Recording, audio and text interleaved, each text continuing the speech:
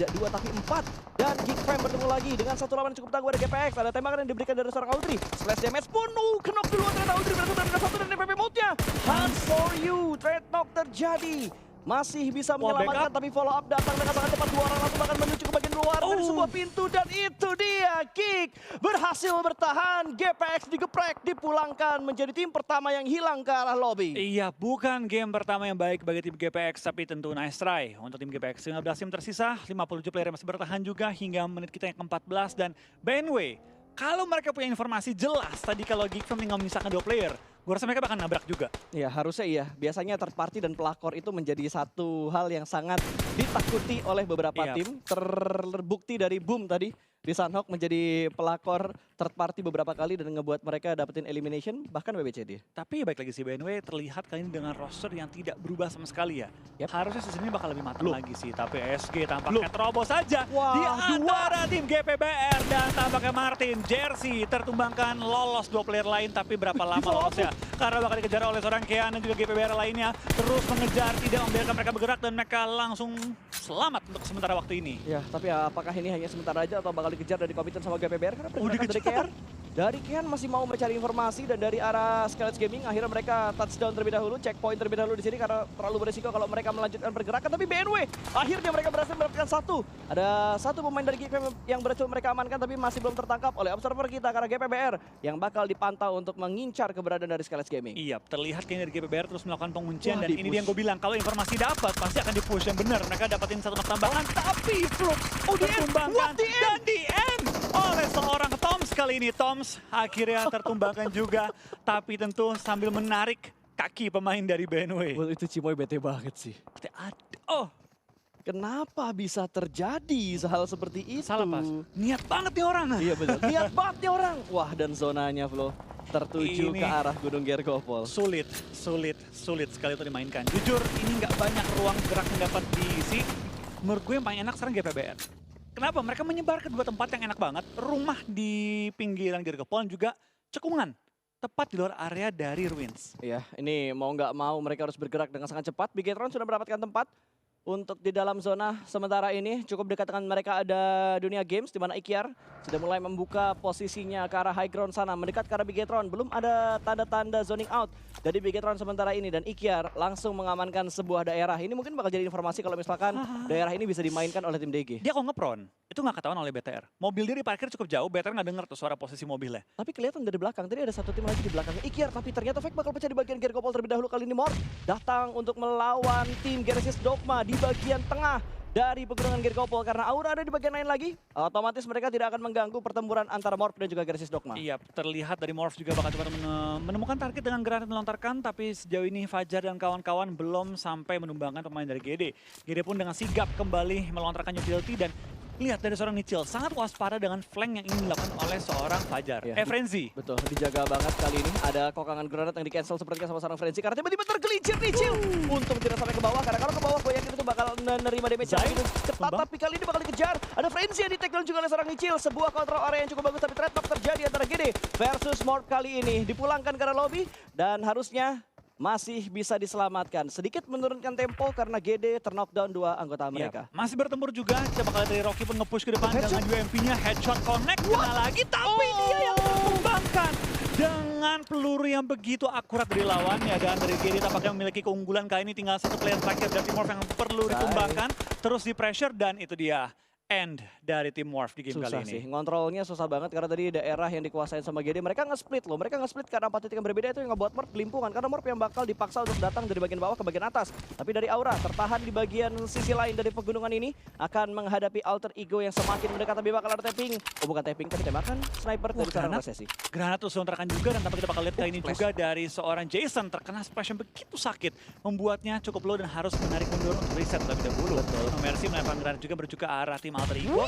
Tapi granat lontarkan tampaknya menjadi kembang api tepat di depan muka alter ego. Ya, dan AE kayaknya ke distract karena tiba-tiba ada tim yang rotasi di bawah mereka. Ada NFT yang sedikit mengganggu pertempuran antara alter ego dan juga tim Aura. Di mana Bigetron juga sudah memberikan beberapa tipping fire mereka. Namun granat sudah berhasil menuju ke arah pemain dari RRQ.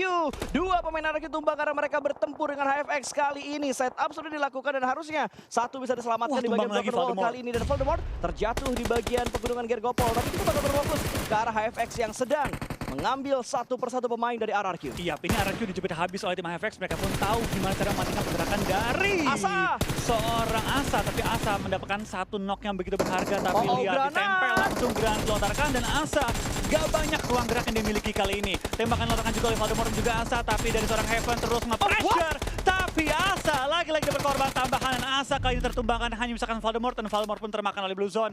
And untuk tim RRQ bukan game terbaik bagi dua tim dari grup A. Iya, ada satu pertanyaan di kepala gue. Tadi granatnya berarti masuk ke dalam gereja. Masuk ke dalam, iya. Itu kalau tadi terpantul, harusnya RRQ bisa dipulangkan dengan lebih cepat oleh tim HFX. Iya, tapi ya apa boleh buat, akhirnya dari tim RRQ pun tertumbangkan, tapi juga dengan menarik kaki dari pemain-pemain tim HFX. Lumayan, mincangin pemain HFX, harusnya Heaven tapi masih bisa diselamatkan karena Blue Zone kelima belum bergerak. Sambil melihat pergerakan dari DG yang saat ini mendapat gangguan dari arah 21 Esport, ada Linux yang sudah mulai mendekat.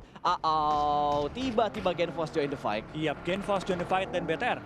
Posisi cukup enak, tapi sekarang mereka harus mendekat ke arah bukit yang sudah diisi oleh dua tim puncaknya kali ini. Banyak pun tertumbangkan dan sekarang dari BTR coba menghalau tim-tim di belakang mereka terlebih dahulu. Yes, ada still elimination yang dilakukan oleh 21 tadi di mana knockdown-nya yang mengamankan Genfos yang mendapatkan poin adalah pemain dari 21. Namun posisi dari 21 Esport juga sudah terlihat oleh pemain dari Bigetron saat ini. Mereka belum bergerak, malah tadi DG yang mengambil inisiasi lebih cepat untuk bergerak masuk ke dalam zona. Iya, tapi dari 21 dikunci habis oleh BTR. BTR tahu bahwa ini zonanya bukan kayak zona klasik. Agak lama pergerakannya. Betul. Kita investasi waktu untuk membegal tim-tim yang ingin masuk circle. Yes, atau mungkin mereka udah kepikiran, woi maling elim gua nih, kita harus lock mereka. Tapi pergerakan dari Flykido tidak untuk langsung masuk ke dalam zona, melainkan bergerak secara bertahap. Dan di belakang Flykido juga masih ada tim yang berwarna ungu tadi yang sedang melakukan rotasi juga. Skelet Gaming juga sedang melakukan rotasi, ternyata di bagian depan sana adalah HFX yang sudah bergerak. Tapi Gremory memberikan tekanan dari bagian high ground kali ini. GPBR tidak membiarkan pemain dari SK lolos dengan mudah. Tiba-tiba through the smoke yang sukses, bahkan Smith langsung dipulangkan ke arah lobby. Pinky juga menyusul, kembali lagi hilang satu tim ke arah lobby. Iya, tampaknya dari BTR pun enak banget posisinya. Depan mereka masih kosong juga untuk mereka isi, tinggal setup yang dibutuhkan. BNW dengan dua player bertahan terus menahan pergerakan tim-tim lainnya, tidak membiarkan mereka bergerak dengan bebas. Dan sekarang tampaknya dari BTR ingin mendapatkan poin-poin elim tambahan. Betul, sudah mendapatkan 2 elimination, tapi mereka butuh bergerak masuk ke dalam zona, di mana tadi Flykido juga sudah mulai bergerak masuk ke dalam zona, mengambil pinggiran dari arah jalan raya. Agak sedikit naik ternyata untuk mengamankan bagian sekitar kaki Gunung Gergopol. Mendekat ke arah NFT, Flykido resiko cukup besar. Iya, tapi lihat sekarang tim-tim sudah menempel di arah kaki dari bukit Gergopol kali ini dan menyulitkan cukup banyak tim. Posisinya yang benar-benar open banget. Drone masih dalam posisi knockout, sedang di-revive juga, berhasil di-revive, dan NFT masih bertahan di pinggiran bukit dengan 4 player mereka. Tapi lihat sekarang dari BNW bakal mengokang bom dari seorang Kimain menuju ke arah lawannya. Akankah dilempar, akankah ditumbuk, dan tampaknya Kimain pun harus menutup angle kembali karena dari tim Onyx Jar mempressure dia dan membuat dia kali ini tumbang dan pulang ke arah lobby. Ya, Onyx masih bisa bertahan, 8 tim tersisa kali ini. Granat bakal dilemparkan dari bagian Alter Ego ke bagian bawah. Mereka masih bisa bertahan, sementara Bigetron sedang ada satu pemain mereka yang terknockdown. Cukup dekat dengan Alter Ego, bakalan cross-combat, tapi ada satu orang yang cukup dekat dengan seorang Zuxi. Terus smoke diberikan dan masih belum bisa mendapatkan satu knock tambahan lagi. Tapi ada satu yang mengintip dari bagian atas, malah Bigetron yang terknockdown. Satu anggota mereka, the last man standing sekali ini, Misery. Masih ada Luxi di bagian belakang, ternyata 2 orang masih hidup, tapi Misery tumbang, terkena headshot dari Bonbit. Last man standing kali ini bakal menghadapi 1 lawan 1 through the smoke dari seorang Luxi. Masih belum bisa mendapatkan hitmarknya karena pemain dari Alter Ego. Akan ada jump shoot, diintip manja, turun ke arah bawah, sedikit tergelincir dengan FPP dan rata. Alter Ego setup yang begitu berani, 1v1 dan last man dari Alter Ego lah yang berhasil memenangkan fight tersebut. Bonbit 1 lawan 4 ya? 1 lawan 4. 1 lawan 4? No, dia ngambil sisaan tadi. Kan sudah di follow up juga sama pemain sebelumnya. Iya. Bonbit berhasil menghalau pergerakan dari tim BTR dan menahan mereka di posisi ke-8, 7 tim tersisa, tapi 21 player doang yang tersisa di dalam game kali ini, yang berarti cukup banyak tim yang bonyok kondisinya. Ya, ini gue ngerasa ngeliat Irangel terakhir nggak lo, kayak penutupan map buat hari turnamen. Karena circle 6, 7 tim yang tersisa. Ini ekstra cepat sih. Ini ekstra cepat sih. Karena memang zonanya ini pas, open field banget. Hitungannya open ya. Dikarenakan tidak ada compound dan juga nggak banyak tempat berlindung. Betul, gue setuju banget. Giri juga lagi mikir nih gimana cara mereka masuk ke dalam zona. Kiri mereka GPBR loh. Mereka maju dikit, kebuka banget dari bagian kiri. Dan Aura juga mengontrol, tapi GPBR bakal menembak terlebih dahulu satu orang loh. Dan masih bisa di take down ternyata. Trading. Selamat, tapi trading terjadi. Satu tukar satu di mana Chill. Ditumbangkan juga oleh pemain dari Genshin Dogma. Dan Rosesi melihat, mendengar teriakan dari bagian atas. Backstep, dan itu dia free shot dari seorang Rosesi.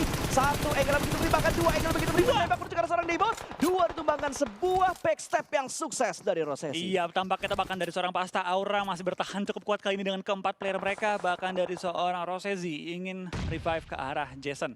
ini Aura dengan comeback roster mereka, gue rasa permainan luar biasa banget di game kali ini. Dan lebih solid gak sih ngelihat line up mereka yang sama seperti di beberapa season lalu? Yap, ini bisa dibilang roster yang memang kuat banget, rapi banget. Dan gue kaget ketika season tersebut, tiba-tiba Rosezi itu nggak lanjut lagi di Aura. Mungkin karena waktu itu loan. Bener-bener pindah. Oh iya. Waktu itu loan kan? Emang Setahu gue loan deh waktu itu dari Oni kan? Enggak. Dia malah lawan deh setahu gue. Enggak. Ya tolong dikoreksi kalau misalkan gue salah karena itu sudah terlampau beberapa waktu lalu juga, agak sedikit lupa ingat tentunya.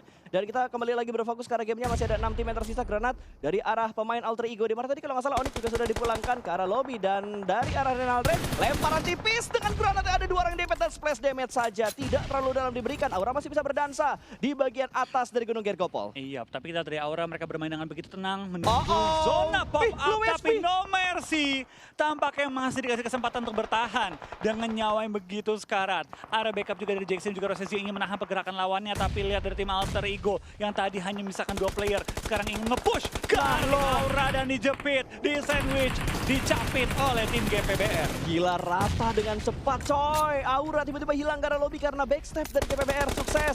Karma menimpa Rosezi dan 3 anggota lain dari Aura. NFT tinggal mengisahkan last man standing mereka, sementara GPBR masih utuh dengan ke-4 pemain mereka, dan HFX tinggal 2, Alter Ego tinggal 2. Iya, ini dari tim Alter Ego benar-benar mereka bertahan dengan 2 player saja, meratakan tim demi tim dan menggunakan timing yang begitu baik untuk masuk ke dalam late game kita.